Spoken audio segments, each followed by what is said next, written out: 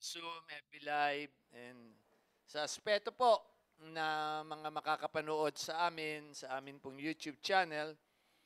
Sama po ang aming pagbati, isang mapagpala or a blessed Christmas holidays po para sa ating lahat. And syempre, yan nga po ang mga usap-usapan ngayon. This is the season, sabi nga ng marami, no? Kasama ng mga ah, kasiyahan na yan, mga pagtitipon, okasyon, mga company parties, etc. It is a season, masasabi din pong, kaya sabi nga ni Pastor Rico, parang malulungkot kanina, a season of giving. Yan, mga nagtatagong mga ninong, ninang, sabi nga, malulungkot kasi ang kanilang mga bulsa ay apektado sa buwan na ito. No po?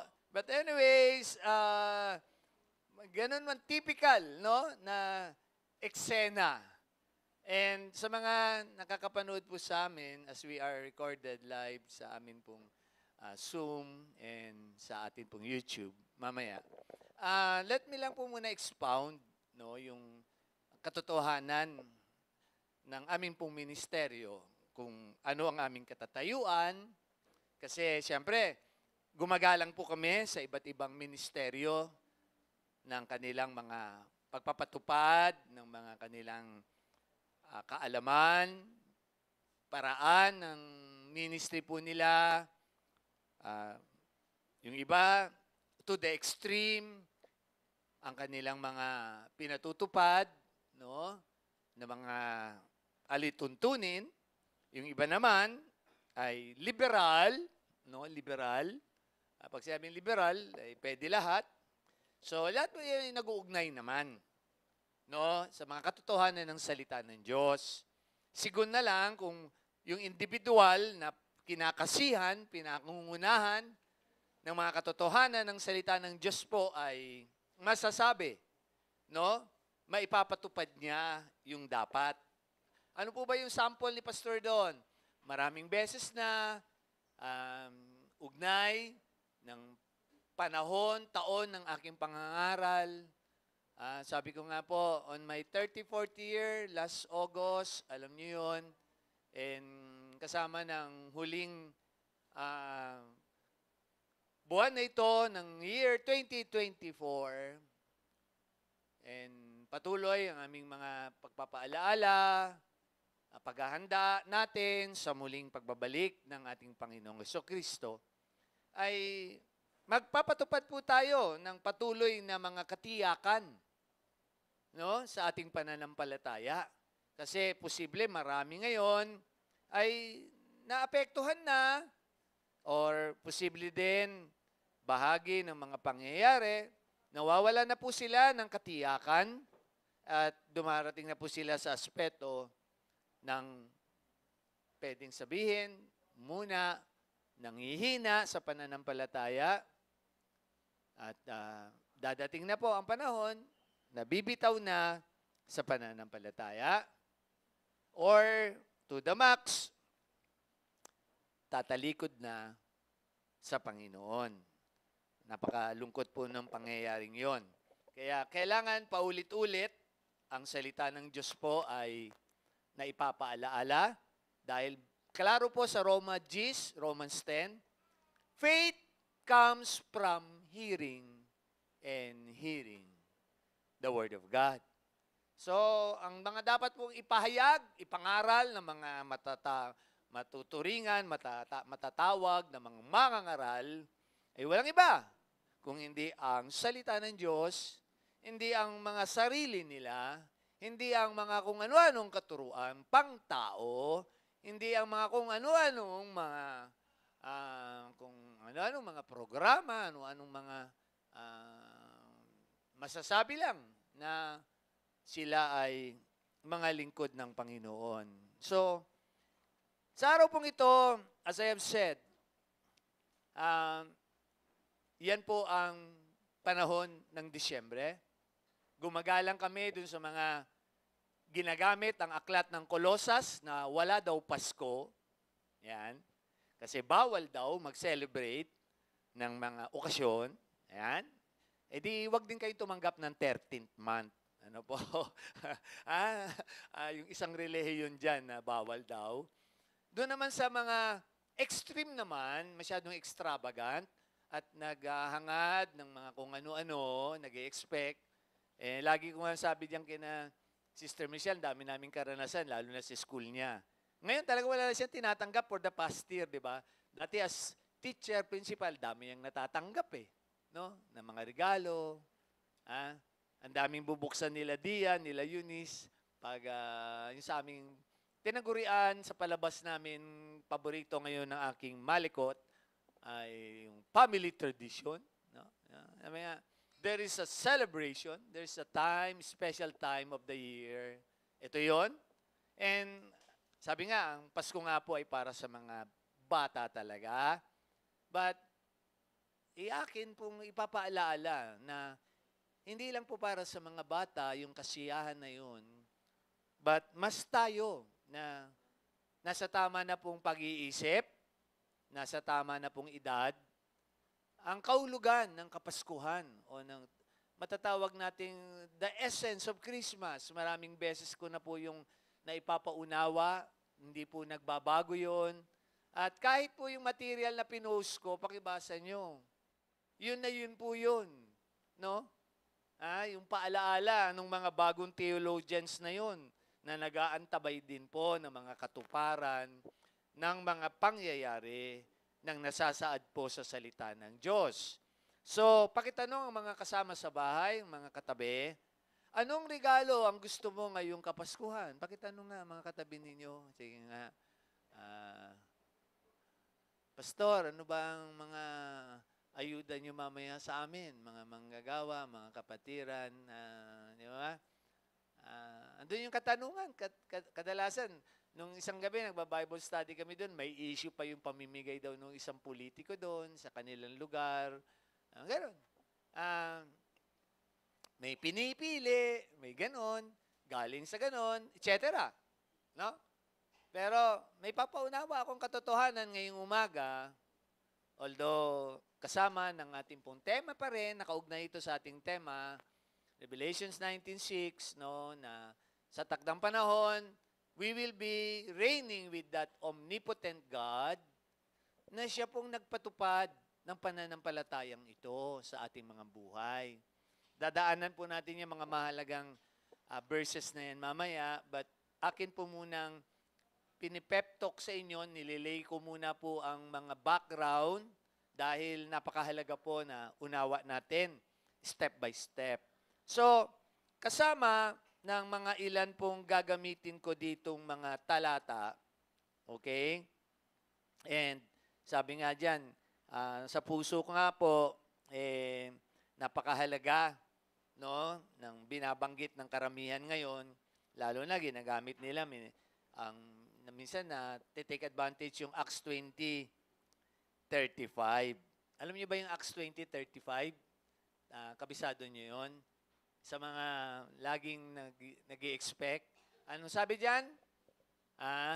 Napakaganda yung Acts 20:35 na yan. It is what? More blessed to give than to receive. So, si Pastor nandito lang po mamaya. Sabi nga, but notwithstanding, kidding aside, na po, yan ang Kapaskuhan. Kaya nga mamaya, children, nakakatiyak kayo, maraming magpapala sa inyo mamaya. No? What about us, Pastor? Kaming matatanda. No? Nagtatawa lang kami kahapon sa bahay kasi biniro ni Sister Michelle si Dia Kasi ang focus na nung mga ninong-ninang regaluhan, si Aya. Niloloko si Dia ni Sister Michelle. Si Dia, walang reklamo, nakaganon yung mukha ni Dia. Si ate din naman walang regalo. Talagang pambata. No? Yun po, kahapon may bisita kami, andun po yon. And kagalakan, no, magkaroon ng mga reunion. Ito po ang essence of Christmas. pag pinagbawal nyo po ang Pasko, punitin nyo na po ang Lucas 2, Mateo 2, di po ba? Isaiah 9, punitin nyo po lahat na yon. Po, na walang kapaskuhan. Nasa sigun lang po yon sa tamang paggamit ng panahon, pangyayari, at pamumuhay ng isa talaga pong nakakaalam ng tunay na kahulugan ng kapaskuhan. No po? So, sa ministeryo pong ito, siyempre, ayaw din naman namin masyado tayong maging extravagant. No? A simple celebration, token, a symbol ng minimensahe ngayon ni Pastor. Di po ba? It's a season of giving. But you know what? What is what? Etc. etc. Ano ba ang gusto nga nating regalo? Dadagdagan ko. Regalo pa sa buhay na ito. Bakit? Today po, 4 silang mga verses. Ayan, Ma'am Jane, paki-review na lang ulit. 4 silang mga verses na nagtutunghay about the gift of God. No? 4 na verses po ito. Pero gagamit po ako ng pinakang key verse ko mamaya dito. Ang una po, at ito po ang aking key verse, matutunghayan niyo po yan sa John 4:10. Layo niyan, pastora. Samaritanang babae ang kausap ng Panginoong Yesus dyan. Hintay po muna kayo sa marunong mag-hermeneutics at saka mag-homiletics. Isi-systematic theology ko po yan maya-maya. Okay. Ang pangalawa po, no, ay matutunghayan din po mula na sa talino kaalaman ni Pablo. Ano po? At pwedeng balikan natin ang matalino rin na hinirang ng Diyos sa lumantipan, si Haring Solomon. At sabi niya sa aklat ng Ecclesiastes, there is a time to what? Be born. Ayan. So, nandyan din yan. A time to give and a time to take away. O, ganyan. Pero sa pananampalataya natin ngayon, pag nagbigay na po kayo, sabi ko sa inyo last Sunday, di ba? Wala na po dapat bawian.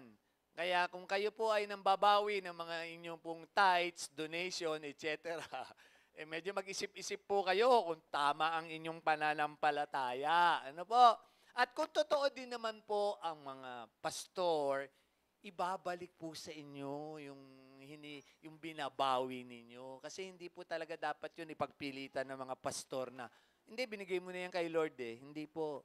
Kasi ibig sabihin nun, kung totoo kang pastor, ibalik mo kung binabawi. Ano po? Ganun lang ang mga issue dyan. Yung binanggit ko na sa inyong vice versa idea ng ama, anak, etc., asawa, o ganun. So, lahat po yun.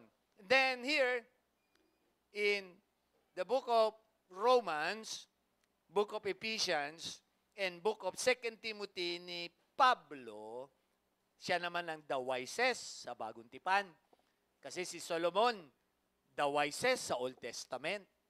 Si Pablo, the wisest, sabi nga ni Pedro, sa Bagong Tipan. Di ba? May mga kaalaman malalalim si Apostol Pablo. No?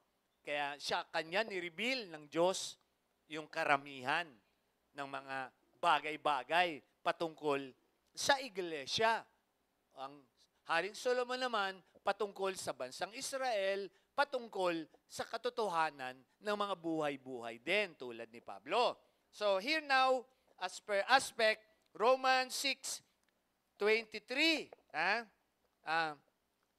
Klaro, there is that word, gift of God. Yun ang aking hashtag.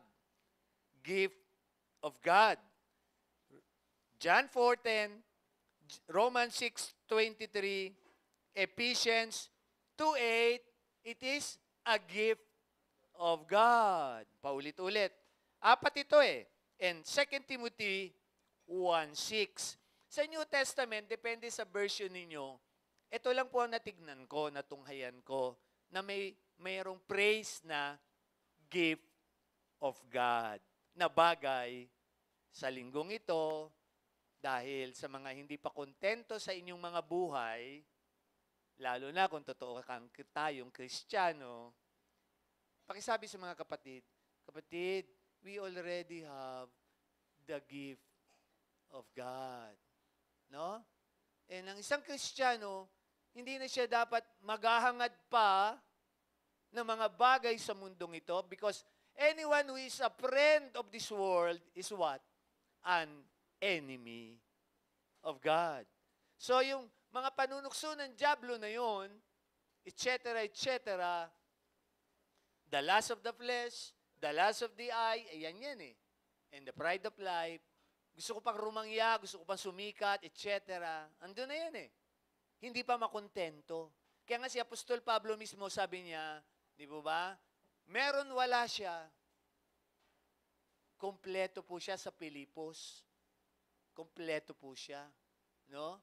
And sa bawat aspeto ng buhay na alam itong katotohanan ng Kapaskuhan and kailangan kong diinan dahil ganda ng kinanta natin, is it still the essence of Christmas? A Savior is born? Yung binasa ni Pastor Rico kanina. Ha? Kasi he is not just a child that was born then. He will be what? That governor, di ba?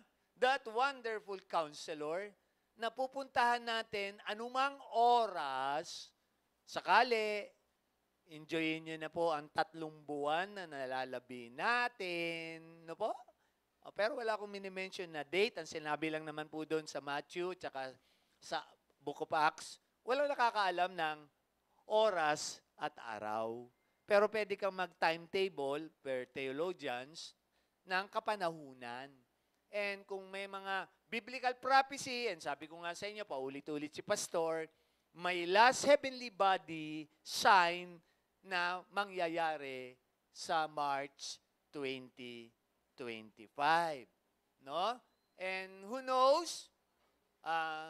Ngayong umaga, ganda nga ng mensahe ni Pastor Rico hindi niya doon diniin sa Lucas 2, today,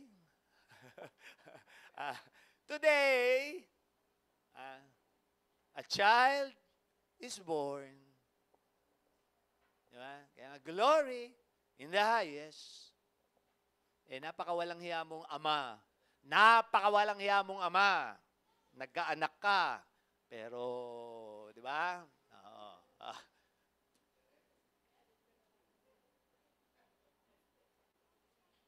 Sakali lang po.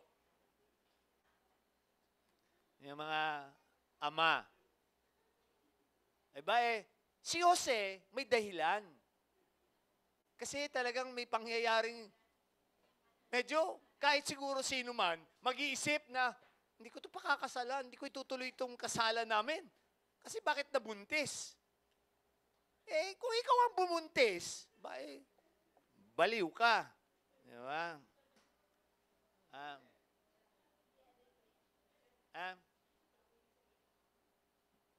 So, doon po ako nakapokus ngayon, doon sa idea na yun. Yung kahalagahan ng buhay. Kaya posting ko kagabi, gift of life. Because we were given by God to the most, meron dyan mga best gift, etc., indescribable gift na binabanggit si Pablo. Pero sabi nga, we have it already. Ano pa ba hinahangad natin sa buhay? Naipanganak ang ating tagapagligtas. Namatay na siya sa krus ng Kalbaryo 2,000 taon na at yun yung katuparan ng mga hula para mapapunta tayo doon sa wonderful counselor, Prince of Peace, eternal God, di ba? And kailangan magkaroon ng doctrine of incarnation po. Hindi po yun yung gatas sa doctrine of incarnation. Kailangan ng Diyos magsakatawang tao para po siya ay makapag-alay ng buhay niya, ha? Para po siya ay mamatay sa krus ng Kalbaryo, symbolic, na po, para may tumigis na dugo na sinisimbolo ng the Lamb of God, etc., yung mga kinakatay na tupa sa lumang tipan, yung ipinapahid doon sa Day of Pentecost, yung dugo na yon na sumisimbolo sa dugo ng Diyos. Diba? Kung talagang nag-aaral ng Biblia, kung nagbabasa, and I hope, kung ano man po itong pinapahayag ko ngayong umaga, naididiin ko po sa inyo. So bakit John 4:10 ang pinili ko, maliban sa mga talatang binanggit ni Pablo?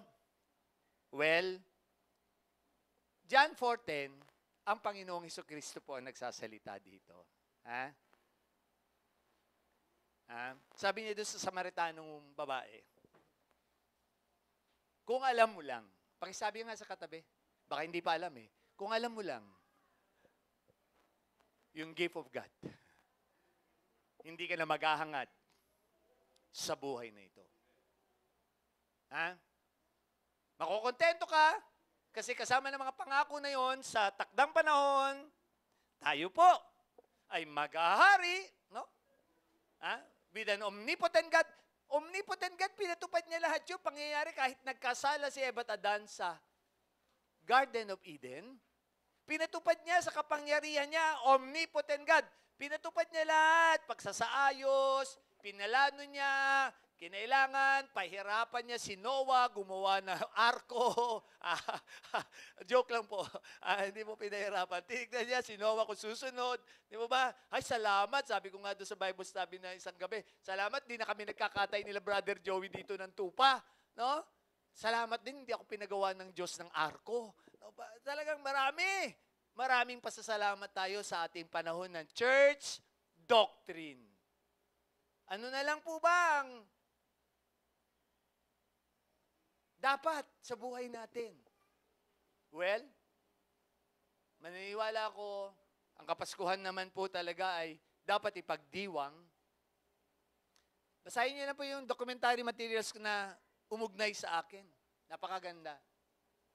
And sa puso ni Pastor ngayon, alam niyo po yon, napakadami pa pong verses na yan, pwede kong daanan. Pero doon po ako sa sum up Romans 6:23, sa mga kasalanan natin, napatawad na tayo. Sa Ephesians 2:8, tinitiyak, di ba? It is a gift of God, hindi sa gawa natin. Paraan-paraan ng relihiyon, etc. Hindi. And then, sa 2 Timothy 1:6, very clear din. We have a Savior. We have a Savior. Tulad ni Pablo, siya ang pinaka-worst, pero niligtas siya. Ako, dama ko yun Pinaka-worst ako dati, pero baka mag-worst pa nga ako ngayon mga panahon na ito kung sakasakali. Pero, hindi.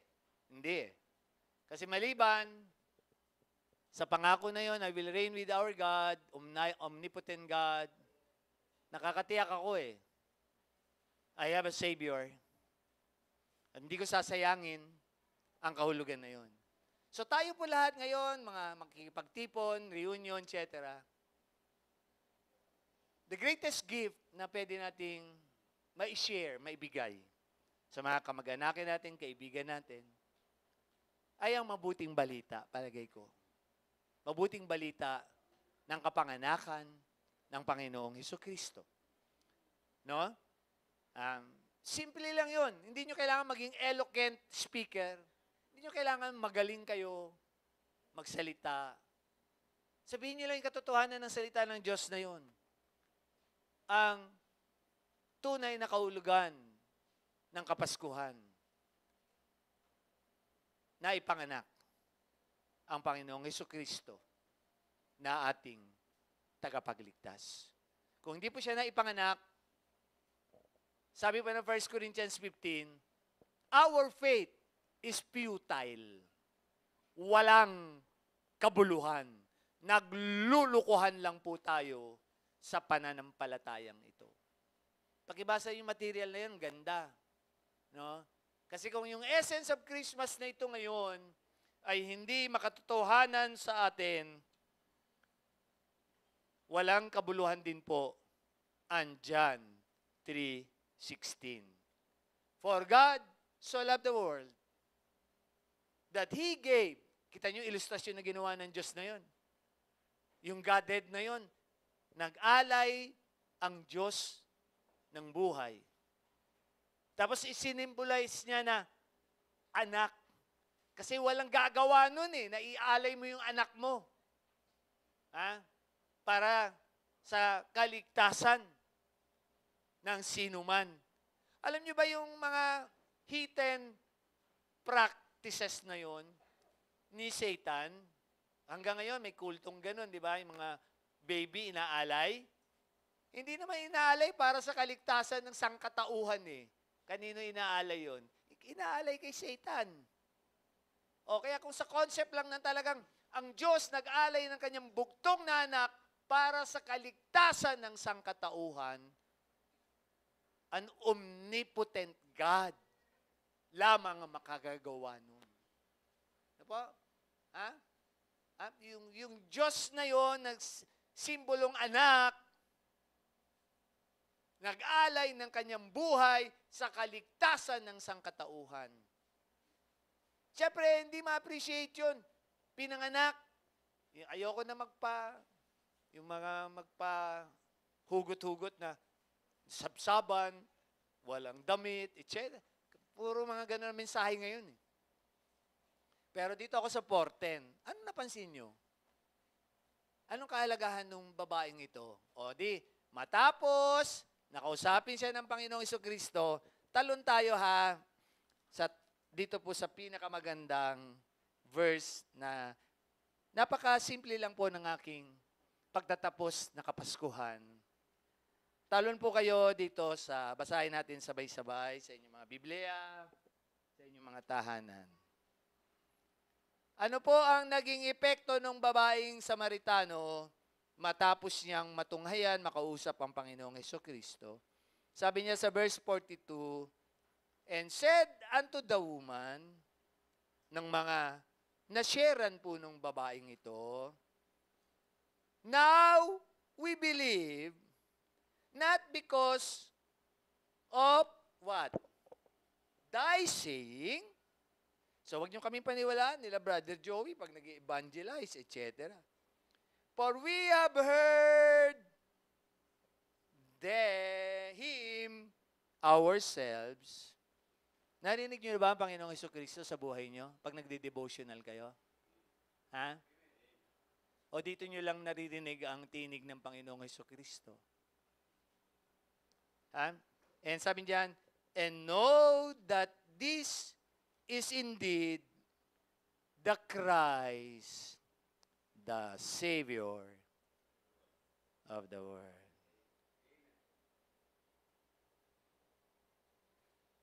Ulitin lang natin, worship team, halika kayo ulit. Yung Savior of the world, ganda Diba? Tumapat ito talaga yung, hindi ko naman natapos yung practice nila nung Sunday. Pero ito talaga yung aking puso. Halika anak, youth, yung Savior of the world na ito, awitin natin ulit.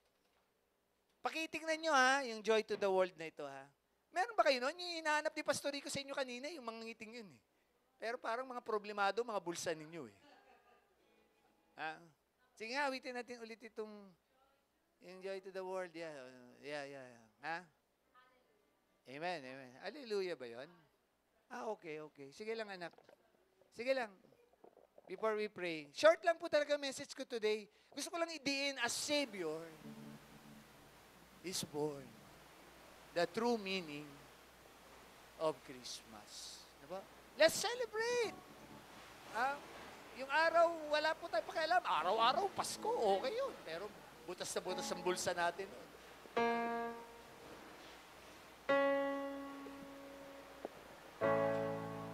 Amen. Sabay ako. Awit na.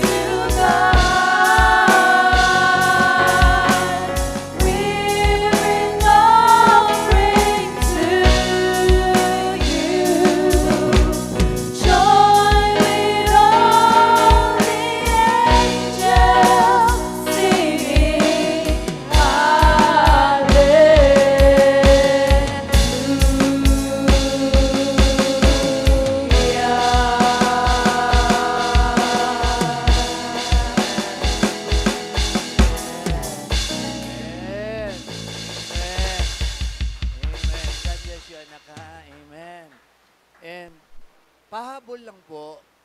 Siyempre, taon-taon naman na binabanggit ni Pastor yun eh. Hindi po sa Noche Buena, hindi po sa 25, pinanganak, alas 12 ng gabi, Panginoon. Blank po ang Bible doon. Pastor, bakit nagkaroon? Maliban doon sa material na nakapost, na-institute po ang kalendaryo ng mundo. Yung sinasabi ko sa inyo.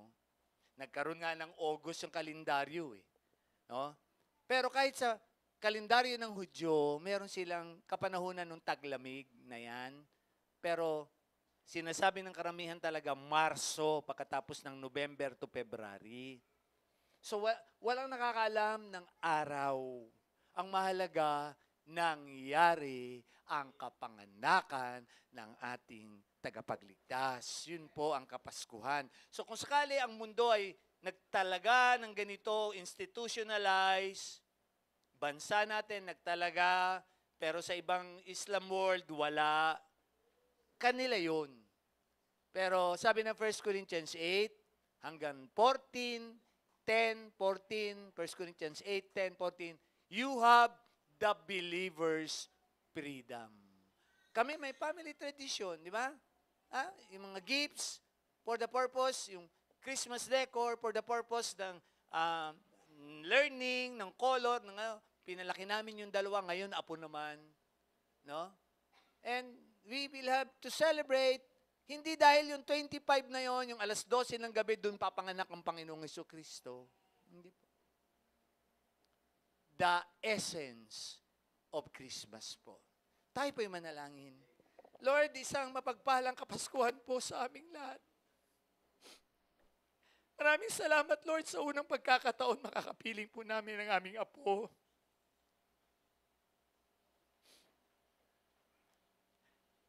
Sa linggong ito,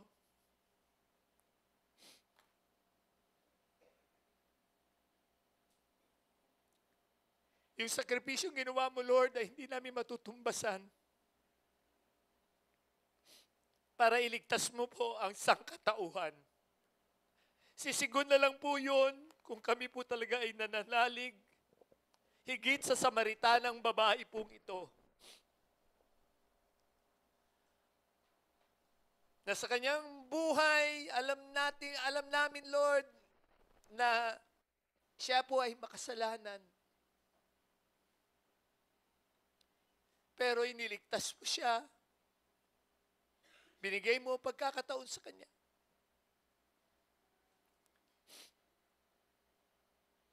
Marami pong pwedeng pag-aralan patungkol sa iyong kapanganakan. Pero salamat, Lord, dito mo ko dinala. 2024, Lord, di namin alam kung ito na po ang huling Kapaskuhan namin.